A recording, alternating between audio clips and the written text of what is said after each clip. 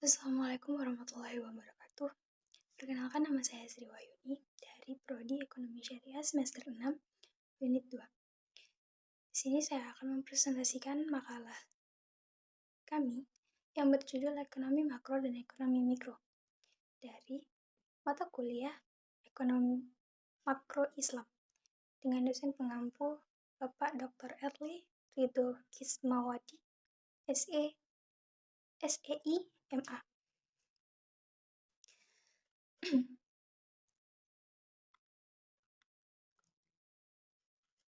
Pembahasan pertama yaitu tentang uang dalam ekonomi makro, di mana ekonomi makro merupakan ilmu yang mempelajari perilaku manusia dalam menggunakan sumber daya yang terbatas untuk memenuhi kebutuhan dan keinginan yang terbatas.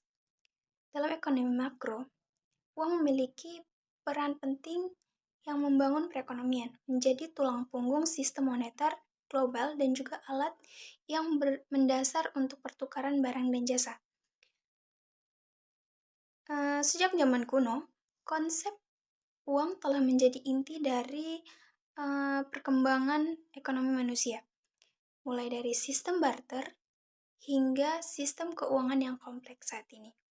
Dalam lingkup ekonomi makro, uang memiliki dampak yang dalam pada aktivitas ekonomi secara keseluruhan, termasuk pertumbuhan ekonomi, inflasi, pengangguran, dan juga stabilitas sistem keuangan.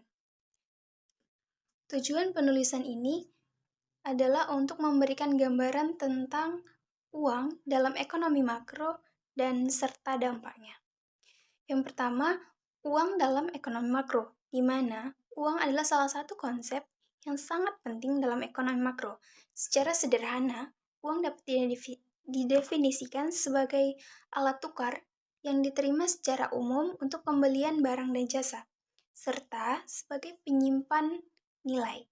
Ada beberapa konsep penting tentang uang dalam ekonomi makro, yaitu sebagai fungsi, di mana fungsi dari uang ini ada beberapa. Yang pertama yaitu pertukaran. Uang mempermudah pertukaran barang dan jasa. Tanpa adanya uang, transaksi akan sulit dilakukan karena harus menggunakan sistem barter. Yang kedua yaitu penyimpan nilai, di mana uang memungkinkan individu untuk menyimpan kekayaan dan bentuk yang mudah diakses dan dihitung nilainya. Ini memungkinkan untuk menunda konsumsi sampai waktu yang akan datang. Yang ketiga yaitu standar nilai. Uang memberikan standar untuk mengukur nilai barang dan jasa, di mana harga barang dan jasa diukur dengan satuan uang.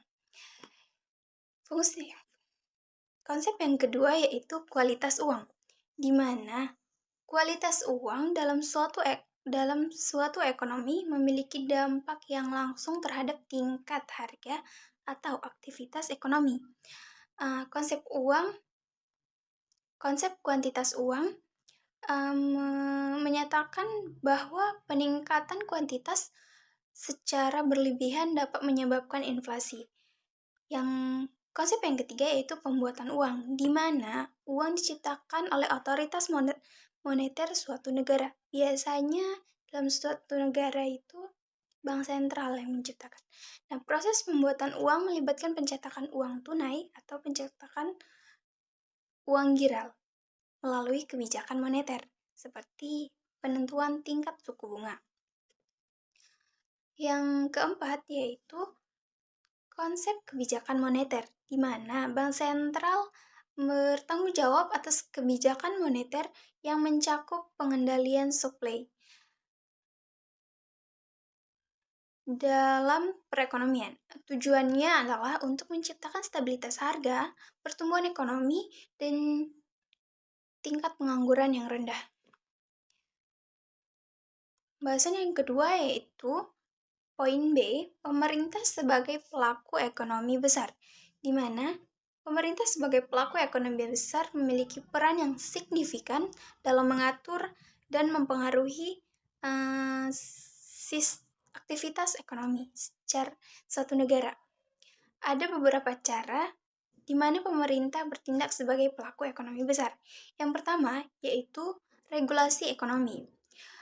Pemerintah mengeluarkan kebijakan atau regulasi untuk mengontrol berbagai aspek ekonomi seperti kebijakan moneter, kebijakan fiskal, perdagangan, dan juga lingkungan. Regulasi ini dapat mempengaruhi perilaku bisnis konsumen dan juga pasar keseluruhan. Yang kedua, yaitu penyediaan layanan publik seperti pendidikan, kesehatan, transportasi, dan juga keamanan. Ya meskipun tidak selalu menjadi produsen langsung dalam sektor-sektor tersebut, pemerintah bertanggung jawab atas penyediaan layanan-layanan tersebut yang memiliki dampak yang besar dalam perekonomian. Yang ketiga, yaitu fiskal dan moneter. Pemerintah menggunakan kebijakan fiskal dan kebijakan moneter untuk mengatur aktivitas ekonomi. Misalnya, pemerintah dapat menggunakan pajak untuk mengendalikan inflasi atau menurunkan suku bunga untuk mendorong investasi dan juga konsumsi. Yang keempat, yaitu stabilitas ekonomi, di mana pemerintah bertindak untuk menjaga stabilitas ekonomi, termasuk mengatasi resensi dan juga inflasi yang berlebihan melalui kebijakan ekonomi dan stimulus fiskal. Yang kelima, yaitu investasi infrastruktur, di mana pemerintah seringkali menjadi inisiator utama untuk pembangunan infrastruktur yang penting seperti jalan raya, jembatan, pelabuhan, dan juga bandara. Investasi ini tidak hanya meningkatkan konektivitas atau efisiensi, tapi juga mendorong pertumbuhan ekonomi yang membangun region. Yang keenam, ada perlindungan konsumen, di mana pemerintah memiliki peran dalam melindungi konsumen dari praktik bisnis yang merugikan. Seperti monopoli, penipuan, praktik kartel. Ini dapat dilakukan melalui regulasi, penegakan hukum, dan juga lembaga khusus yang mengawasi persaingan dan perlindungan konsumen. Jadi, pemerintah sebagai pelaku ekonomi besar memiliki kekuatan dan kewenangan untuk mempengaruhi arah dan kesehatan perekonomian suatu negara.